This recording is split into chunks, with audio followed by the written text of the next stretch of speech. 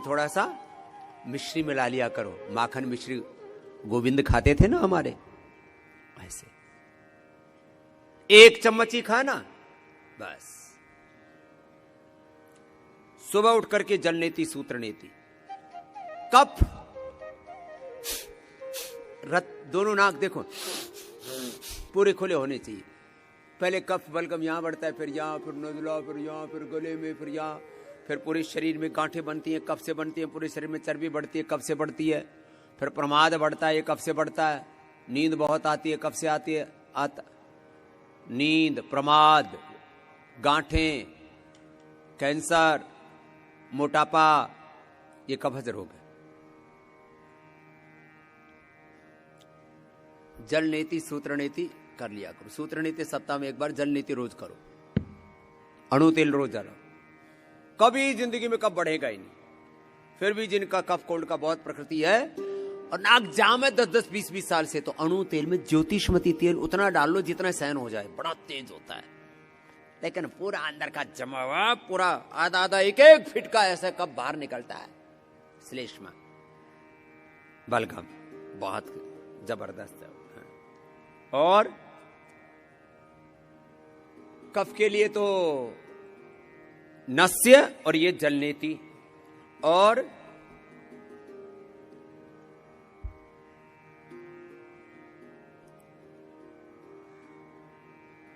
पित्त के लिए, पित्त के लिए जिनकी पित्त की प्रकृति है, सप्ताह में 1 बार कुंजा, रोज नहीं। और थोड़े दिन लौकी, वीट ग्रास, एलोवेरा, शीशम, पीपल, बेल, दूर्वा घास, 7 में से जो भी 2-3 चीजें मिल जाएं उनका सेवन कर लो। सप्ताह में 1 बार भी करोगे तो कभी जीवन में पित्त नहीं बढ़ेगा। और जिनका पित्त बढ़ा हुआ है, कुछ दिन लगातार इनका सेवन कर लो। वात के लिए तो सप्ताह में 1 बार तो ले लो एनिमा। ये जलनेति का पोट ये सबके घर में होना चाहिए। बस्ती का पोट सबके घर में होना चाहिए। फिर इंटरमीडिएट उपवास जो करेंगे उनको वात, पित्त, कफ, त्रिदोष तीनों ही नहीं बढ़ेंगे। लो, शाम को 7 बजे आहार लेकर के 7 बजे से पहले अपवाद रूप में 8 कर देता हूं। लोग बहुत भागदौड़ में रहते हैं, इधर उधर गफलत में बहुत पड़े रहते हैं। 8 बजे के बाद खाना नहीं खाना, और खाना तो दोपहर को ही खाना है। बच्चों को सुबह का प्रातःराश ब्रेकफास्ट, दोपहर का खाना और शाम का खाना 3 बार बच्चों को दिया करो। बच्चों को भी जो बार बार खाने वाली प्रक्रिया है, आज हमें गुरुकुल में भी बताना पड़ेगा। हमारे ये जो आदत पड़ी हुई है ना बार बार खाने की, बड़ी खराब आदत है। बार बार खाना ये रोगों का आमंत्रण है। बच्चों को भी 4 बार से ज्यादा नहीं, ये अपवाद है बच्चों के लिए। बाकी जवानों को 3 बार, और जो एडल्ट हो गए हैं उनको 2 ही बार खाना चाहिए। सबको बार बार खा करके तुम बीमार पड़ रहे हो। दोपहर का भोजन लगभग 12 बजे।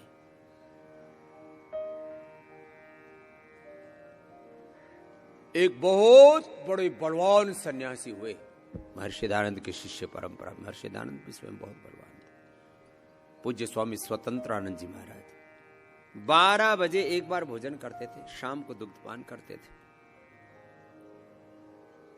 और 12 बज करके यदि 5-10 मिनट भी ऊपर हो जाए तो फिर उपवास। काल भोजनम आरोग्य कराणा। हमें वक्त का बोध ही नहीं है, समय की कद्र ही नहीं करते, समय का आदर नहीं करते। हम बहुत अनादर करते हैं समय का। माताएं बहनें कहती तो रहती हैं, माताएं बहनें भी भयंकर उपदेशक हैं। पति को बोलेंगे अजी समय से खा लिया करो। अरे मैया तू भी तो समय से खा लिया कर। अजी हमको तो सबको खिला के खाना पड़ता है, कभी 2 बजे, कभी 3 बजे, कभी 4 बजे। खुद भी समय से खाओ। मां बहनों सुन लो। और पति को, परिवार को, बच्चों को, सास ससुर को सबसे समय से खाना खिलाओ। ऐसा बोला जाता है सतम विहाय भोक्तव्यम, 100 काम छोड़ करके खाना चाहिए। क्या बोला? बोलो, शतम विहाय भोक्तव्यम। खाने के बारे में ऋत भूख, हित भूख, मित भूख, सब चीजें सबके खाने के लिए नहीं बनी है। वात पित्त कफ अपनी प्रकृति देख करके BP, sugar, thyroid, asthma, arthritis, cholesterol, चर्म रोग जैसी तुम्हारी व्याधि है, कैंसर है, लिवर किडनी फेलियर है, कोई भी अपनी बीमारी इनफर्टिलिटी, अपने रोग के अकॉर्डिंग खाना खाया करो, अकॉर्डिंग टू डिजीज। सब चीजें सबके खाने के लिए नहीं है। हिताहारा, मिताहारा, अल्पाहारा, शयेन राहन तानुवैद्या चिकित्सन्ति आत्मनस्ते चिकित्सका। एक भुक्तम सदारोग्यम, द्विभुक्तम बलवर्धनम, त्रिभुक्तम सदा रोगम, चतुर्भुक्तम तुमारकम। युक्ताहार विहार से युक्त चेष्टा से कर्म से, ये खाने के नियम बता दिए। दोपहर का खाना कितने बजे? 12 बजे एक बार खाना खाओ। शाम को शाक सब्जियां, फल, दूध, बस 7 बजे तक खाना खा लो, 8 बजे दूध पी लो, बात पूरी हो गई। ये रात को 12-12 बजे तक, 1-1 बजे तक खाना निशाचर है। वो क्या है बोलो? निशा माने रात्रि, चर गति भक्षण यो, रात को घूमने वाले और रात को खाने वाले सब निशाचर हो रखे। निशाचर नहीं बनना।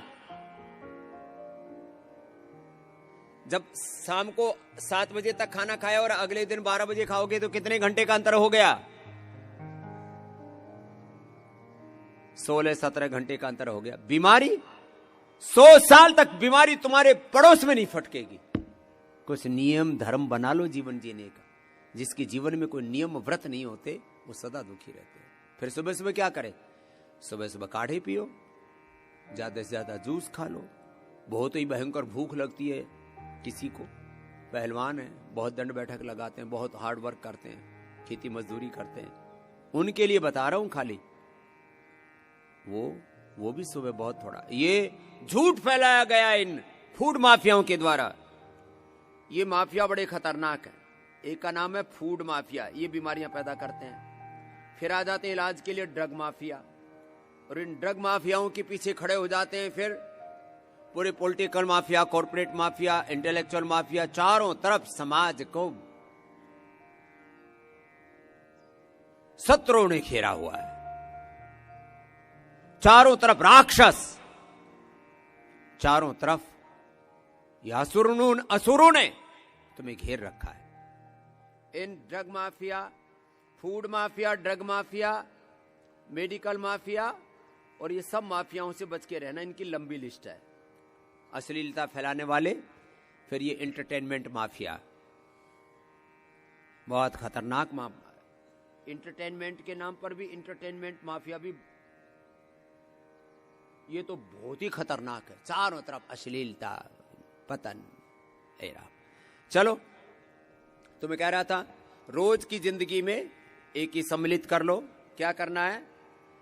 ऐसे देखो, पहले से टेढ़े मेढ़ा ऐसे नाक करके करते थे, फिर कभी इस आंख से आंसू निकल रहे हैं, मुंह से कुछ निकल रहा है, फिर नाक में कुछ चला गया, फिर आंख में कुछ चला गया, गड़बड़ हो गया, दिमाग में पानी चढ़ गया। अरे भाई, ऐसे देखो, मुंह से ऐसी सांस लेना और एकदम से तुर्री मत मारना। एकदम से तुर्री मारोगे ना, देखो ऐसे निकलेगी, ऐसे नहीं मारना। तो कैसे करना? धीरे धीरे मुंह खोल के, ऐसे मुंह खोल के, ऐसे बिल्कुल, बस 5 सेकेंड लगेंगे। थोड़ा इसको दबाना ऐसे।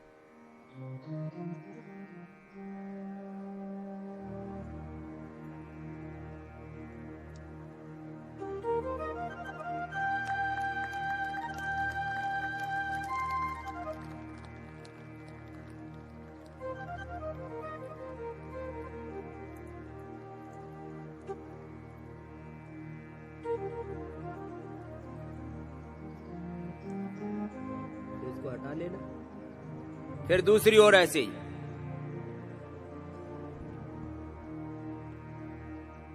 ऐसे पूरा पकड़ना, पूरा पेचक जाएगा। ऐसे लगाएंगे और मुंह से सांस लेंगे, 5 सेकेंड लगेंगे, अंदर चला जाएगा, फिर धीरे धीरे निकलेगा। मुंह से ही सांस लेते रहना, नाक से नहीं।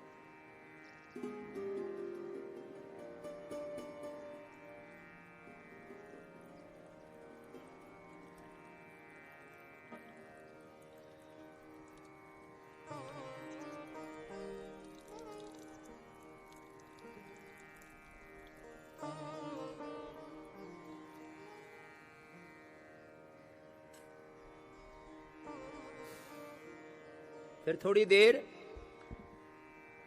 कपालभाति करना है। इसका तरीका होता है ऐसे कुड्डा होकर के ऐसे करते हैं, ऐसे।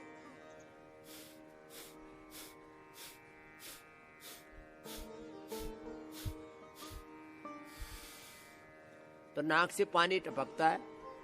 जिनको कफ होगा ऐसे टेढ़ा कर देना नाक, ऐसे पूरा पानी निकल जाएगा। या ऐसे बैठ करके करना और थोड़ा ऐसे सिर झुका लेना, या थोड़ी देर ऐसे मंडूकासन कर लेना।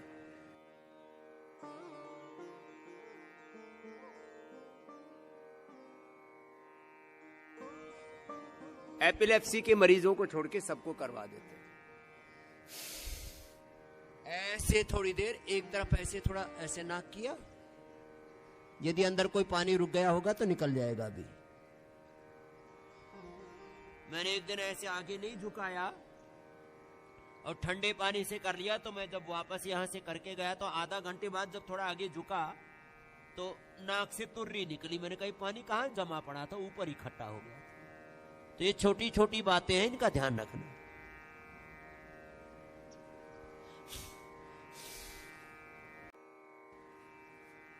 अभी तो ऋतु परिवर्तन हो रहा है। ऋतु परिवर्तन के समय अब देखो पंछी तो खूब आनंद कर रहे हैं, आसमान में बढ़िया उड़ रहे हैं, बादल भी आ रहे हैं। सुबह शाम ओस पड़ती है, ठंड है, दिन में गर्मी पड़ती है, ऐसे में सर्द गर्म हो जाती है।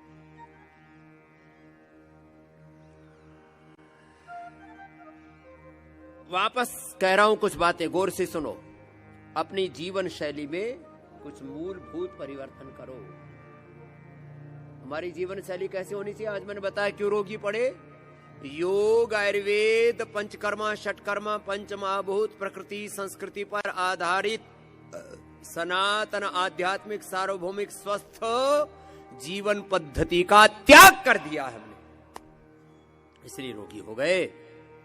और स्वस्थ जीवन पद्धति के कुछ सूत्र बता रहा हूं अभी, इनको गौर से सुनना।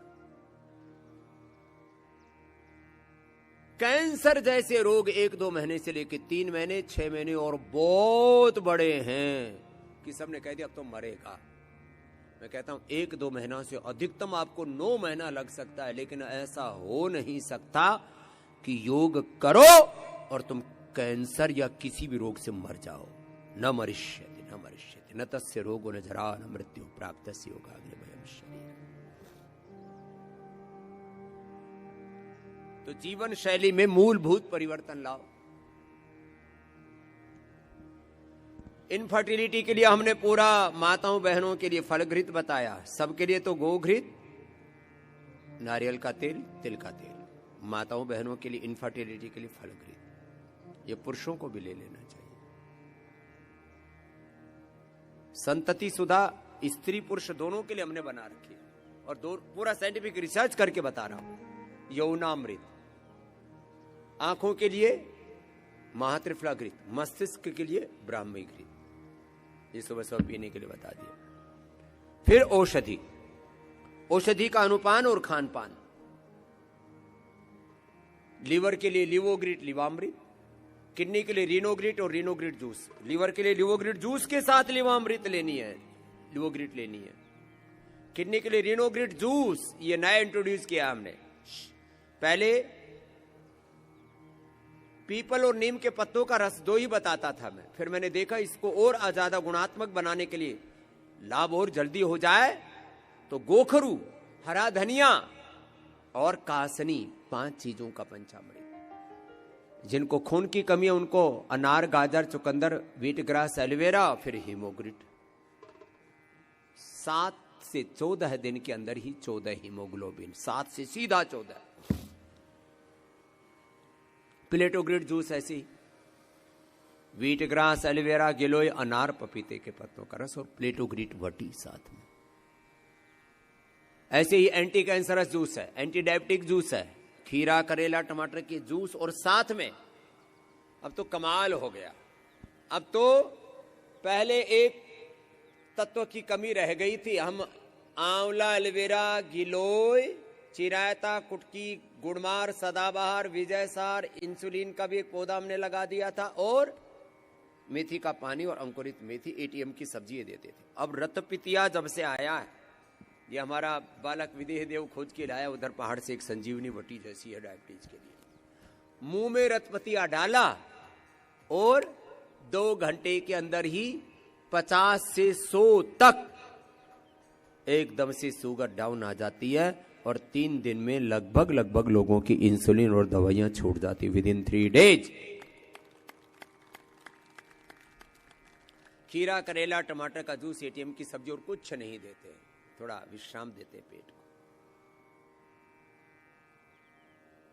बीपी में मुक्तावटी, बीपी ग्रिट, लौकी का, पेठे का जूस, यही देते कुछ दिन।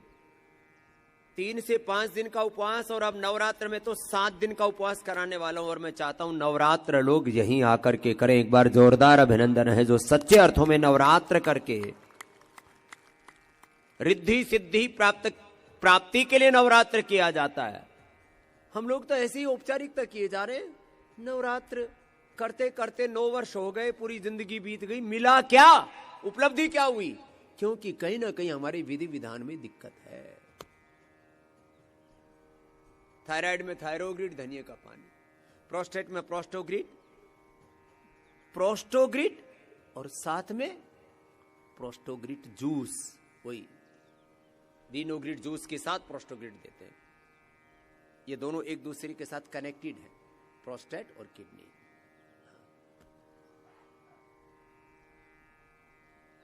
मस्तिष्क रोगों में मेधा क्वाथ के साथ मेधावटी, मेमोग्रिड, मेधावटी, मेमोरीग्रिड, ओमेगा, और फिर ब्रेन नर्वस सिस्टम से नीचे की तरफ पूरा शरीर में उपद्रव होने लगते हैं तो न्यूरोग्रिड, इम्यूनोग्रिड, ब्राह्मीग्रिड। मस्तिष्क रोगों में मेधा क्वाथ, हृदय रोगों में अर्जुन का क्वाथ, लिवर के रोगों में सर्वकल्प क्वाथ और कायाकल्प क्वाथ, और हार्ट के रोग में तो हार्ट डिजीज पूरी रिवर्स। खाली पेट कार्डियोग्रिड खाने के बाद हृदयामृत, अर्जुन की छाल।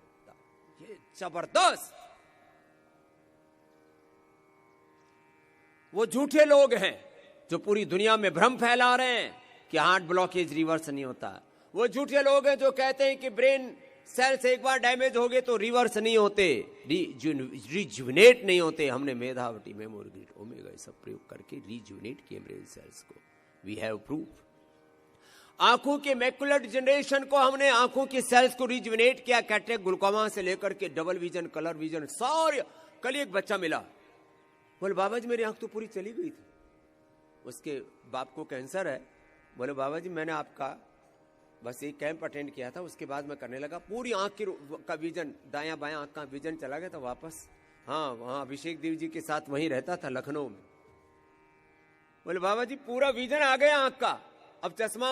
एक दिन मैंने फिर प्राणायाम पूरा किया और संकल्प ले लिया कि आगे से चश्मा नहीं पहनूंगा। ऐसे गुस्सा आया, चश्मा ही तोड़ डाला, उसके बाद आज तक पहना ही नहीं है। 5 साल हो गए, विजन पूरा आ गया है। ये आंख में लेजी आई हो गई थी, चश्मे के बिना देखती ही नहीं थी। हमने अपनी आंखों को आलसी बना दिया चश्मा लगा करके, कान को लेजी बना दिया हियरिंग एड लगा करके। आंखों के लिए आई ग्रिड वटी, आई ग्रिड ड्रॉप, कानों के लिए ईयर ग्रिड वटी और ग्रिड ड्रॉप। ये लो, कहां भ्रम में प्रमाद में सोए पड़े हो। हमने अपने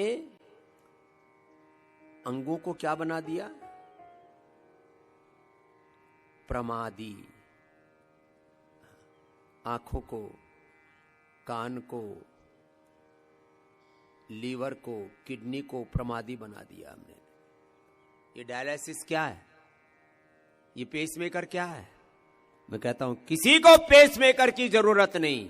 कार्डियोग्रिड, हृदयामृत, अनुलोम विलोम, भ्रामरी उद्गीत पूरा करो।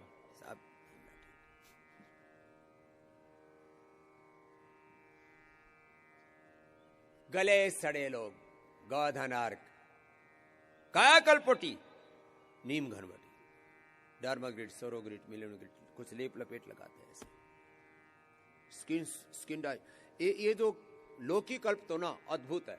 लौकी कल्प कोलेस्ट्रोल के लिए हम जो है कोलो गार्लिक भी देते हैं, लिपिडोम भी देते हैं, लौकी घनवटी भी देते हैं, अर्जुन घनवटी भी देते हैं, सब हो जाते हैं ठीक। लौकी पेठे का जूस भी देते हैं, अर्जुन की छाल दालचीनी काढ़ा पिलाते हैं। लेकिन लौकी का कल्प कोलेस्ट्रोल के लिए, हार्ट के लिए, स्किन के लिए, गांठों के लिए, पूरे शरीर को डिटॉक्स करने के लिए, पूरे बॉडी को जो एसिडिक उसको अल्कलाइन करने के लिए, ये किडनी के रोगों में लौकी कल्प क्या जबरदस्त है। और ओबेसिटी है, मोटापा ऐसा छटाई हो जाती है, कहीं 1 ग्राम भी वजन ज्यादा नहीं मिल सकता शरीर में। तुम 10-10, 20-20, 50-50 किलो वजन ढोते रहते हो। इतने असंवेदनशील हो गए हैं, इतने ढीठ हो गए हैं हम लोग, बीमारियों को ढोए फिर रहे हैं। अरे साहब ठीक है, चल रहा है ना। इतने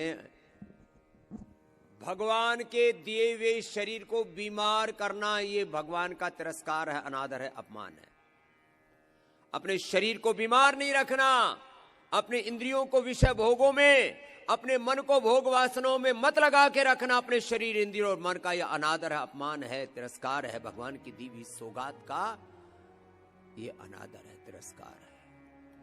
नहीं तो अगले जन्म में ये शरीर नहीं मिलेगा। इसलिए सुन लो मेरे भाई बहन, या तो राजी राजी मान लो, नहीं तो अनेक जन्मों तक नरक भोगना पड़ेगा। और ये जन्म भी नरक की तरह जियोगे यदि गुरु ग्रंथ की बात नहीं मानोगे।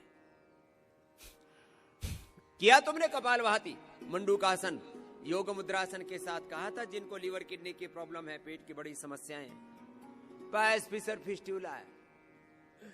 अब देखो एक विशेष बात बता रहा हूं, करो मंडूकासन लंबा करो, योग मुद्रासन लंबा करो, काया कल्पवटी और अर्शोग्रिड ले लो। पायस फिशर फिस्टूला 10-10, 20-20 साल से जेनेटिकली लोग पीड़ित हैं। अरे मेरे भाई, काया कल्पवटी अर्शोग्रिड 2-2 खा लो, बवासीर 100% ठीक विद इन ए वीक। और लौकी कल्प करो, लौकी कल्प प्रोस्टेट के लिए, माताओं बहनों के यूट्रस के लिए। सुनो सब गौर से, पीएसए लेवल बढ़ा हुआ है, C125 बढ़ा हुआ है, प्रोस्टेट बढ़ा हुआ है, पायस फिशर फिस्टूला है, पेट में बहुत गड़बड़ झाला है, घोटाला है, कब्ज रहती है, लौकी कल्प। स्किन के लिए लौकी कल्प, कोलेस्ट्रोल के लिए, हार्ट के लिए लौकी कल्प, ओबेसिटी के लिए लौकी कल्प, बीपी के लिए लौकी कल्प, जिनका शरीर उबला जा रहा है, पित्त बढ़ा हुआ है, लौकी कल्प। ये बहुत जबरदस्त चीज है, छोटी छोटी चीज है, अपना लो। इसलिए मैं कहता हूं कुछ मूलभूत परिवर्तन कर लो। अनुलोम विलोम करो। अब लम्हा सबने भस्त्रिका भी किया, कपालभाति भी किया। 5 मिनट तो बाह्य प्राणायाम करना है मेरे साथ साथ। चलो महात्मा जी, आप तो बाह्य प्राणायाम करो मेरे साथ, कपालभाति अनुलोम विलोम करो, साथ साथ करो सब। कल मैं कैंसर के रोगी, अप्रतिम हार्ट के रोगी, और वो उसका भी बेटी का है जो बच्चे के साथ आई थी, शूट तो किया था, वो फोटो खींचने वाले लड़के ने पता नहीं। कल वाले भी दिखाएंगे इधर भी, जिन्होंने बड़े बड़े रोगों को ढा दिया है। मेरे पास भी रोज मेरे पास लाइव एग्जांपल्स होते हैं, रियल वर्ल्ड एविडेंस इसको कहते हैं। We have real world evidence, we have प्रत्यक्ष प्रमाण, प्रत्यक्ष प्रमाण, वी हैव साइंटिफिक एविडेंस। सब कुछ है हमारे पास और सब लोगों को बताते भाई। कर लो, चलो कल वाले बताते हैं। 2-4 लोगों से जो मैं मिला ना, बहुत इंस्पिरेशनल एक्सपीरियंस है। मैं बिहार से हूँ। क्या नाम है? रिंकी देवी। रिंकी देवी, एक हाथ में 50 के करीब गांठ होगी। चेक कराए तो पता लगा क्या है? कैंसर बताया, जयपुर गोल्डन हॉस्पिटल में। जयपुर गोल्डन हॉस्पिटल में बताए तो कैंसर है, 50-60 गांठ एक ही साथ। फिर डरी नहीं तू? मेरे पति थे बाहर, मैं उनको फोन करी कि मुझे कैंसर बताया, मैं रोने लगी थी। वो तो रोए, आदमी को कैंसर तो सुनते ही तो धरती निकल जाए पैरों के नीचे की। लड़का 2 साल का था, लड़की 1 साल की थी। मेरे इसको डर ये लगे कि इनको पालेगा कौन, पुरुषों से बच्चे थोड़ी पलते हैं। मैं इनको फोन करी कि अब क्या होगा, ये बोले कहीं नहीं जाना, तुम जाओ रामदेव बाबा के पतंजलि योगा पे, मधुबन चौक पे। मधुबन चौक पे गए, वहाँ पे मुझे 5 योगा बताया गया, कपालभाति, अनुलोम, प्राणायाम, 5 तरह का। हाँ। और एक गोली दी गई। 3 महीने वो दवाई खाई हूँ मैं और योगा करी हूँ। और फिर मैं पतंजलि पे गई। वो बोले अब जाके टेस्ट कराओ, जाके डॉक्टर को दिखाओ, बोलो कहाँ है मुझे कैंसर, मुझे जवाब दे तू। फिर मैं गई नहीं। मैं बोली मुझे तो बीमारी ठीक हो गई। 2004 की। और 20 साल पहली बात बता रही है। कहाँ हाथ दिखा? अब कुछ नहीं है, कोई दिक्कत नहीं होती। अब इसके हाथ में कोई दिक्कत नहीं है। मुझे 20 साल पहले की बात। खड़ा नहीं हो जाता था, खड़ी होती थी तो चक्कर आते थे। ये हाल था, फीवर आता था बहुत ज्यादा। और दवाई क्या खाई थी? वो नाम तो याद है कि नहीं? एक दिव्य बटी था कोई, काचनार, गुग्गुल, वृद्धि बाधिका बटी, ये देते थे। ये सिस्टोग्रिड, डायमंड और ये ओरोग्रिड तो अब आया है। काचनार, गुग्गुल, वृद्धि बाधिका बटी खाई। और प्राणायाम कितनी कितनी देर किया वो बता? 1 घंटे सुबह, 1 घंटे शाम। इतने से ही काम बन गया इसका तो। 3 महीने में बिल्कुल खत्म हो गया। अभी मेरे पापा को प्रॉब्लम हो रहा है, बिहार से आए हैं, मैं लेके आई यहाँ पे। पापा आप चलो। और तेरा क्या नाम है? सुशील कुमार। सुशील कुमार। एक तो पत्नी बच गई। जी जी जी। और बच्चे नहीं पालने पड़े तेरे को। जी जी। वो पाल लिए इसने, नहीं तो अभी तक तो बाड़ा मूड़ा लगा के दीपक जल गया होता। डॉक्टर साहब ने इनको ऐसा दीपक बुझने पर दीपक जलाते। सामने, फोटो के सामने। डॉक्टर साहब ने इसको 15-20 हजार का दवाई लिख दिया। बोले कि सारा टेस्ट कराओ, इसके बाद ही दवाई लिखेंगे। 13,000 का टेस्ट बताया, हमने नहीं करवाया टेस्ट। मैंने इसको बताया कि मेरे पास इतना पैसा नहीं, मैं टेस्ट नहीं कराऊंगा, तुम रामदेव बाबा के आश्रम में जाओ, वहाँ योग करो। भरोसा कैसे था? मैं टीवी पे देखता था सर। टीवी पर तो बहुत देख के हमको गाली देते थे, घर आते रहते। मतलब ही नहीं सर। तो आपका चैनल खोल के देखते रहते हैं सर हमेशा। और जब भी देखते हैं तो मुझे पूरा विश्वास होता है कि वैसे तो कोई बोल नहीं सकता ना, 1-2 बंदा झूठ बोलेगा, सारा दुनिया झूठ थोड़ी बोलेगा। 1-2 बंदा तो झूठ बोल सकता है भाई। अच्छा, हमने आज तक किसी आदमी को नहीं बोला कि भाई तू बोल। हम क्यों बोले? बैल मुझे मार, क्यों मुसीबत ले? कोई किसी से भी बोले कि तू आके बोल, वो बाहर जा। आज तक कोई बोला कि बाबा ने कि मेरे को आकर के बोला कि ऐसा कर दे? कोई ना कोई तो एक निकलेगा, वो जाकर के बाहर बोलेगा भाई बाबा ने हमको बोला था ऐसा बोलने के लिए। धरती पर कोई आदमी नहीं कह सकता पूरी दुनिया में कि स्वामी रामदेव ने किसी को बोला कि तू योग के बारे में अच्छा बोल दे, आयुर्वेद के बारे में अच्छा बोल दे, सनातन धर्म के बारे में अच्छा बोल दे। भाई हम क्यों बुलवाएं किसी से? लेकिन ये एक विज्ञान है, लेकिन ये लुप्त सा हो गया था, लोगों का भरोसा उठ गया था, हमने वो भरोसा दिलवा दिया।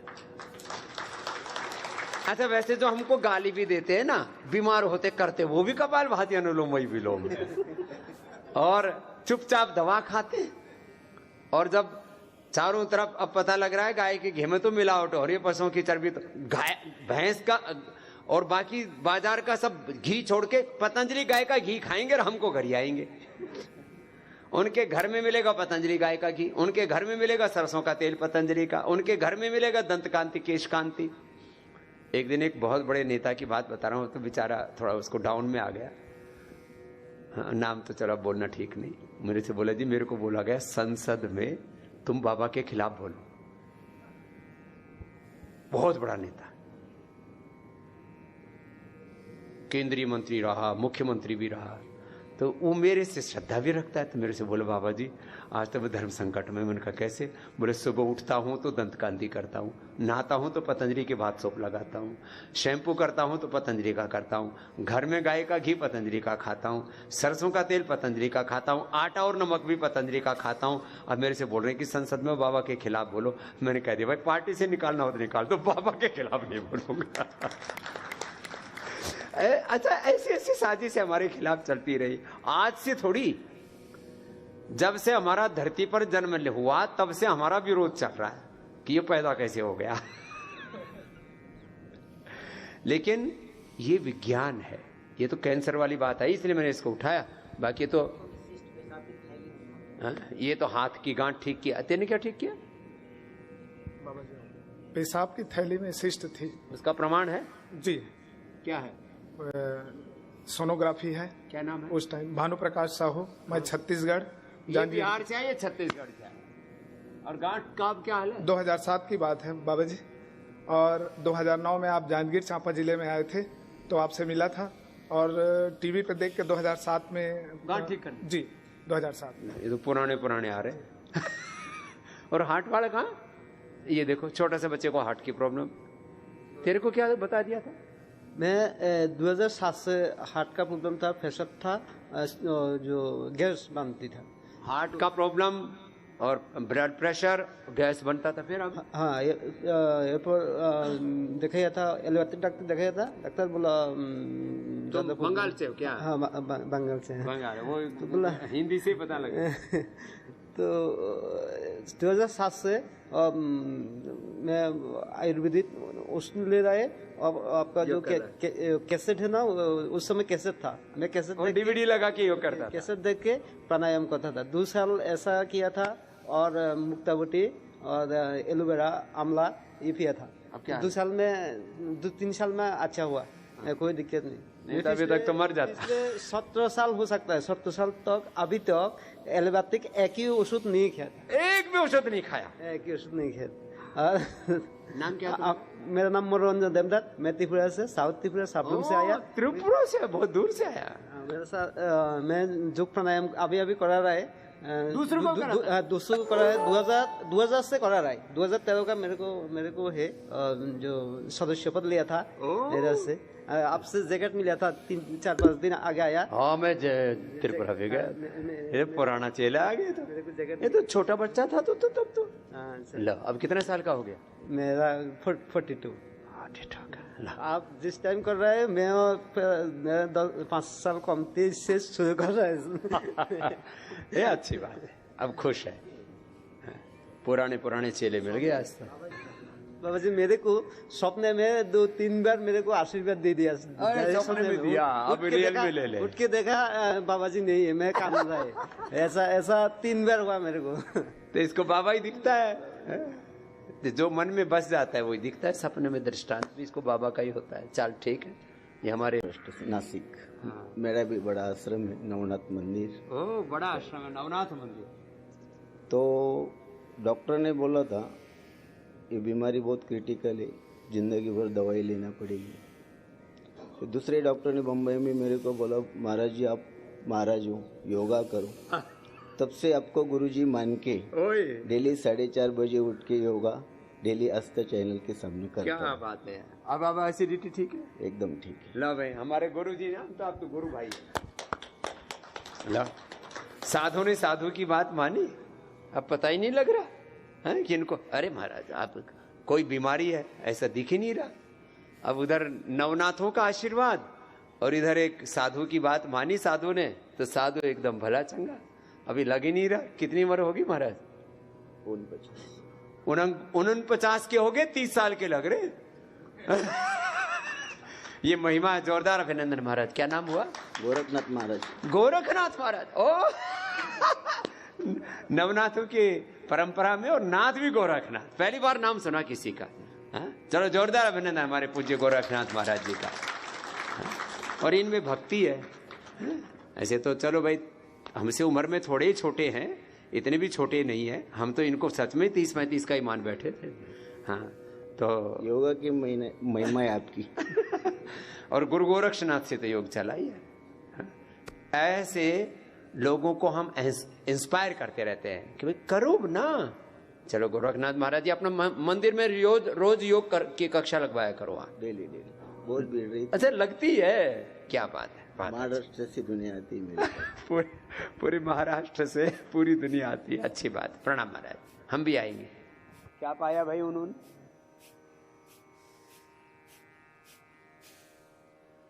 आप लोग कपालभाति अनुलोम विलोम कर रहे हो या सुनने में ही खो गए? यहां पर भी आए हुए हैं। इंसुलिन बंद हो गई, 44 यूनिट चल रही थी। कुलदीप सिंह कहां पर है? कुलदीप सिंह 44 यूनिट चल रही थी और इंसुलिन पूरी बंद हो गई। एक बार जोरदार अभिनंदन है भाई इनका। मुंह सूखने लगा, पैर की नसें सुन्न हो गई। अब यहां करके सब ठीक हो गया।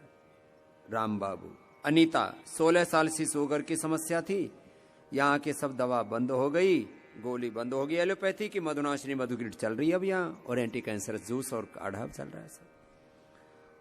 कोमिला पवार गर्भावस्था में चेहरे का पक्षाघात हो गया था, फेशियल पैरालिसिस। अब योग करके बीपी भी ठीक कर लिया और पैरालिसिस भी ठीक कर लिया। बीपी, शुगर, थायराइड, मोटापा एक साथ कपिल जी ने तो कमाल ही कर दिया। बरेली से आए हुए हैं। चलो एक एक करके छोटी छोटी जो है, जिन्होंने छोटी और बड़ी बीमारी, इंसुलिन छूट जाता है, बीपी, शुगर, थायराइड, इनको तो हम बीमारी ही नहीं मानते। Arthritis, rheumatoid arthritis, liver, kidney failure, cancer जैसे रोग छूटते हैं। करना पड़ता है। तुमने कोई किसी ने बड़ी बीमारी ठीक की? क्या ठीक की? बाबा जी प्रणाम। प्रणाम। मेरा नाम हरीश प्रजापत, नागौर जिला, राजस्थान, मेड़ता सिटी, टालनपुर से। ओ मेड़ता सिटी, हम तो आए हुए। मेरा के नगरी आप आए हुए हमारे घर। 2020 में मेरे को कोरोना हुआ था और मुझे एडमिट किया गया। वार्ड में था और वार्ड के अंदर मेरा ऑक्सीजन लेवल गिर के 30-25 हो गए और मैं चला गया, बेभान हो गए। फिर मुझे जनरल वार्ड से रेफर किया आईसीयू में। तो आईसीयू वालों ने मना कर दिया, ये खत्म है, बचेगा इसको नहीं। खत्म है, इसको खत्म है, घर भेजो। घर ले जाओ, इसको ले जाके फूक दो। तो मेरे 2 भाई थे मेरे साथ में, तो उन्होंने हमारे गुरु महाराज है उनको फोन किया, भाई ऐसी स्थिति हो गई और डॉक्टर ने मृत घोषित कर दिया। हाँ, कि खत्म है, मृत घोषित कर दिया। मतलब सांस आया, बोला कि भाई ये पेशेंट तो बहुत नीचे और यहाँ 70-60-65 जो ऑक्सीजन वो भी आईसीयू के अंदर जगह नहीं है, आप कर लीजिए। 60-70 वालों को बचा ले, बहुत है तो 30 वाले ले जाओ, इसको कर लीजिए, कोई मतलब नहीं, ये जानने वाला है। अगर आईसीयू के अंदर भर्ती करेंगे तो जिंदा तो रहेगा नहीं। हाँ, दूसरा तो कोई बच जाएगा, इसको तो मरना ही है। इसको तो मरना ही है। फिर जिंदा कैसे रहा? तो मेरे गुरु महाराज को फोन किया, गुरु महाराज ने बोला इसको बाहर मत निकालो, मैं आ रही हूँ। विनोद भाई सा नाम है गुरु महाराज का। तो उन्होंने बोला इसको अस्पताल से बाहर मत निकालना, मेरे परिवार वालों को बोला। तो 1 घंटे के अंदर वो आए अस्पताल में और डॉक्टर से लड़के जबरदस्ती आईसीयू में भर्ती कराए मुझे। फिर औषधि क्या ली? आईसीयू में भर्ती कराने के बाद में मैं वापस, मेरा ऑक्सीजन लेवल थोड़ा थोड़ा बढ़ने के बाद में 2 दिन तो मैं होश नहीं था। 2 दिन बाद मुझे थोड़ा होश आया। फिर होश आने के बाद में गुरु महाराज मुझे ये गिलोय और अदरक और 4-5 इसके शहद और तुलसी के पत्ता का काढ़ा बना के मुझे डेली दिन में 4 बार देते थे।